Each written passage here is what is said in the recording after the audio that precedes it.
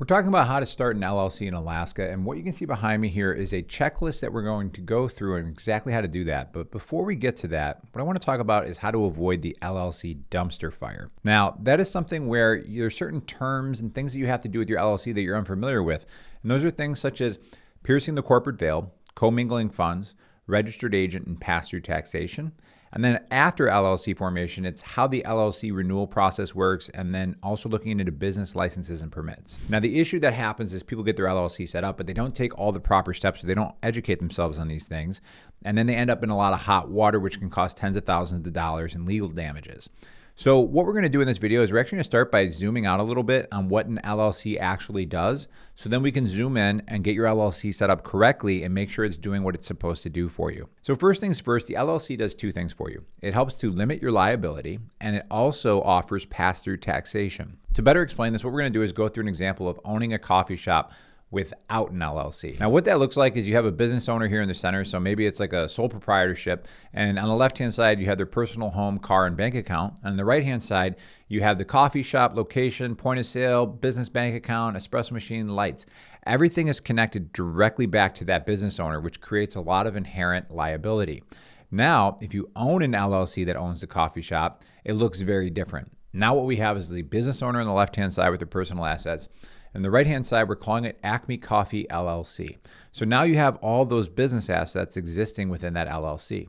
What is really important here is this red division in the middle. This is something called the corporate veil. So you may recall at the beginning of this video, we talked about piercing the corporate veil. So we're going to explain that right now, and we're going to do that through a concept called commingling funds. What commingling funds is you get your LLC set up, but you don't set up a business bank account right away, and you run transactions for the business through your personal bank account. Again, that's called commingling funds. If an attorney was to be hired, because let's say somebody got hurt in your coffee shop, the attorney suing you is going to try to find cracks in your LLC. If they can prove to a judge that you're commingling funds and the judge agrees and grants them permission to pierce the corporate veil, what ends up happening is this division in the middle, this red line, disappears, and then they can come after your business and personal assets. That's why it's so important to set up an LLC, but to also make sure that it's set up correctly. Now what I want to talk about is an explanation of pass-through taxation. What that is basically like, let's say Acme Coffee LLC, again, going to that example, grossed $140,000 of income. There's $90,000 of expenses, resulting in $50,000 of net income. The IRS is not taxing Acme Coffee LLC. This $50,000 of net income passes through to the business owner's personal tax returns. This sometimes is also referred to as flow-through taxation. Those terms are used interchangeably, so if you see either of those, I just wanted you to understand what's happening here. Now, that's actually a good thing. It makes it very easy to do your taxes because it's all just going to be on one tax return. But what I also wanted to make mention of is in the future, you can apply something called an S-Corp designation to your LLC to save on taxes via the dividends. That only comes into play when you're making $40,000 to $50,000 in net income. But the purpose of this video series is not only to help you get set up correctly, but also to know the things that are afforded to you in the future. So I don't want you to miss out on potential tax savings. So the third video of this series, we're going to get into that and other cool things that you can do. But I just wanted to make you aware of that and tease that right now. Now, for getting started with your LLC, the first step here is get this checklist for yourself. So there's actually a lot of cool stuff on here. There's extra bonuses and a glossary of terms. Why don't we start with the glossary of terms? There's something called the Certificate of Good Standing, and I see a lot of times an LLC scam that happens with that people end up spending nearly $200, and it's just a scam. So I would suggest watching this video when you get in here. And then also in the bonuses section, there's an AI chatbot here. So this is really cool because you can actually communicate with this and ask it questions such as like, how do I register an EIN? With a chatbot like this, it's going to go through and show you step-by-step how to do that. You can ask it how to set up an LLC in Alaska. You can use this for brainstorming names for your LLC. So a lot of cool things there. There's a free charitable opportunity here if you want to donate $20 to charity when you get your LLC set up. Yearly accounting calendar, very helpful. This is going to be updated every year. Third video in this series, we're also going to go over this and look at the dates and what you need to know. So again, there's a QR code on the screen that you can scan. It's free to get this checklist, and there's also a link in the description below, but just wanted to make you aware of that. Now, you need to decide which route you want to go. Do you want to go through the state website? Do you want to go through online LLC services or a business attorney? This kind of depends on your situation. For the sake of this video, we're going to go through the state website and actually go through the PDF. But in the next video, we're going to deep dive on this topic, and it's really important you watch that video because because I've seen people overspend by nearly $1,500 by going the wrong route. But for the sake of this video, we're just going to go through the state website, and then we're getting back into that content later on. Now we need to figure out a business name for the LLC. Like, what is this LLC going to be called? Well, the important thing here is it has to be a unique name. And the thing that's not as important is it doesn't have to be like the perfect brand name. Now, Acme Coffee LLC is a terrible brand name for a coffee shop, but you can have something called the DBA, doing business as, or a fictitious name that exists underneath that. And it could be something like Espresso Yourself Cafe. Well, that can become your brand name, and your LLC name can be something else. What's important is that it's unique. So what we're going to do now is search for the availability of your business name. We have a state directory list here. We're going to scroll down to Alaska. And then what we have here is the ability to search an entity number or an entity name. I'm going to do contains, and then I'm actually just going to put the word Alaska in here. And now what you can see is different names in here. So Alaska is an example. Nuts About Alaska. These are example of names that are not available within the state of Alaska.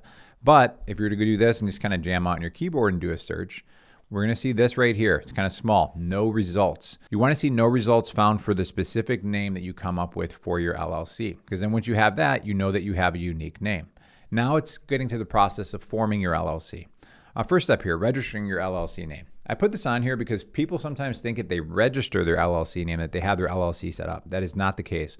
When you register the LLC name, you're simply reserving that name. It's kind of like buying a domain, but not actually setting up the website. You just have a domain. What you need to do is you need to write your articles of organization, assign a registered agent, and file your articles of organization.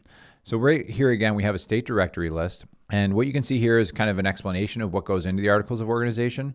But we're going to click on Alaska, and then we're going to see if we can't find the form for this. So when you scroll down, you click on business corporations, domestic, because you're setting up this LLC in Alaska. And we're going to take a look at this PDF here. Now, first things you notice right here is a $250 filing fee. That is paid to the Secretary of State. There's no way around that fee. If you go through the state website, LLC Services, or a business attorney, you're paying that $250. I just wanted to make you aware of that. And then this kind of gives you an overview of the different articles on this document. So if you have any questions, you can always refer back. But what I want to do is just kind of go through a couple of things here. So you click the $250 filing fee. The name of your corporation must contain the word corporation, company, incorporated, or limited, an abbreviation of one of these words. And this is where you're also going to put that unique name that you came up with. Article 2 is indicating the purpose of the corporation. All right, you can put that in there. NAICS code, you can Google search this. It's basically a code for your business category.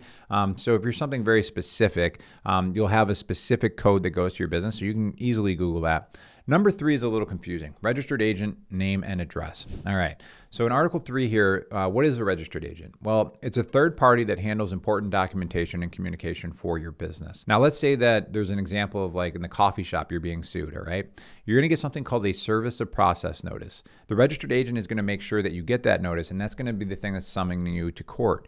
Now, when you show up to court, they're going to make sure you have all the important documentations that you need. So the registered agent is a pivotal part of managing your LLC. Now, the rules around it, though, is they have to have a physical mailing address within the state of Alaska. It cannot be a P.O. box, and you must maintain one on file for as long as you have the LLC.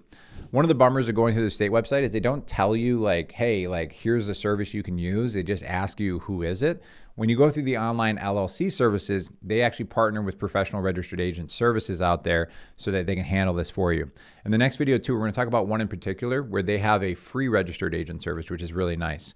All right, number 4, name and address of each alien affiliate. This is simply somebody who is outside of the United States that may be involved with this business. You can indicate none if that's the situation for you. Number 5, number of authorized shares. 0 is an acceptable quantity. A lot of people will do 0 for the sake of this. When you get into like an S corporation, that's where you start to like give out shares of stock because you're going to be doing dividends. Not as common on an LLC. But if you're confused on this, definitely worth talking to an attorney. And then number 6, other provisions and additional articles, if there's anything that you need to add to this. And then it has standard processing time, expect 10 to 15 days. Now, for as far as mailing this in, if you were to do it that way, here's the address right here, the P.O. box that you can mail it to. But if you go through the state website, you can also create an online login and do that online as well. It's just really up to you and what makes sense for you. Now, once you assign that registered agent, you file those articles of organization. Now you have to look at things after the LLC formation. You may want to create and sign an LLC operating agreement. What this is this is a situation where an ounce of prevention is worth a pound of cure. Let's say you have like 12 coffee shops, but you have a business partner. Now, what happens if that business partner wants out of the LLC, out of the business, all right? Well, if that hasn't been already detailed on an LLC operating agreement, then you're going to get attorneys involved and it's going to be very frustrating and expensive. An LLC operating agreement will highlight things such as like who are the managers and members of the LLC, what are their roles and responsibilities, what happens if somebody needs out of the LLC. There's a lot of important data in there that gets detailed day one. Now, you can find like a free LLC operating agreement just by doing a Google search. A lot of the LLC services online will also provide them as a boilerplate template. If you have a more specific situation, like you have multiple partners, it's more complex, that's where you want to have like a business attorney really dial in that operating agreement for you. Next, set up an EIN. There's an IRS link here, and what an EIN is an employer identification number. It acts like a social security number for your business so they can identify your business. But if you have like things like you're going to have staff and they're going to be on payroll, you need an EIN number. It's free to apply for this right here, so you can just do it anyways and have it set up day one. I would recommend doing that. If you go through the online LLC services, they will actually a lot of times include this for free in like a mid-tier package. So there is a little bit of an expense of going up in packages. But one of the cool things is those online legal tools out there. A lot of them are doing $0 plus state fee now. So it's the same price to go that route, but it's just an easier experience going through those tools. All right, now we're talking about obtaining business licenses and permits for your LLC. There's a handy SBA resource here that you may want to check out. But the example I always give here is, let's say you're starting a brewery. Well, you're going to be brewing beer, you're going to be distributing beer, and you're also going to be serving beer on premise. All three of those things can require different licenses and permits, and they can happen on the federal level, the state level, and also the local level. Now, the reason that this is important is a lot of people get their LLC set up and they think they're ready to go. Well, if you don't get these proper licenses and permits, then you can land in hot water with the local town or even the state. Now, in this example, like what I would do is I would call your town hall and just say, hey, I'm starting business XYZ. If you have that NAICS code we talked about earlier, that'll help them really identify what kind of business it is, and they can help educate you on whatever licenses and permits you need. You can do a Google search, just do like Alaska business licenses and permits, and go on this .gov website to look through that as well. And you can do the same on the federal as well. Now, in the next video, what we're going to be talking about is your three options when you're setting up your LLC. We went through the state website, but we're going to get into online tools and why those may be a good fit for you or a business attorney.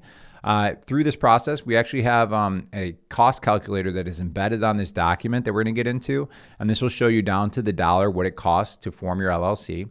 We also have a star ratings guide here that we're going to explain in detail. We're going to go through and talk about the difference between domestic and foreign LLCs. Super important if you're not familiar with this concept. And then lastly, we're going to go through a bunch of questions worth asking. So is your LLC for rental properties? Are you already making $40,000 a year in net income? These types of questions that are not only helpful today, but potentially down the line to understand now, because again, your LLC is something that can change over time. Again, I highly suggest you get this free checklist with all the bonuses and explore that for yourself. There'll be a link in the description below. And in the next video, we're going to hopefully save you $1,500 when you're getting set up with your LLC as we look at a cost calculator and do a breakdown for you and your situation. All right, we'll catch you in the next video. One left. Thank God. Beep, beep, beep, beep, beep, beep, beep, beep.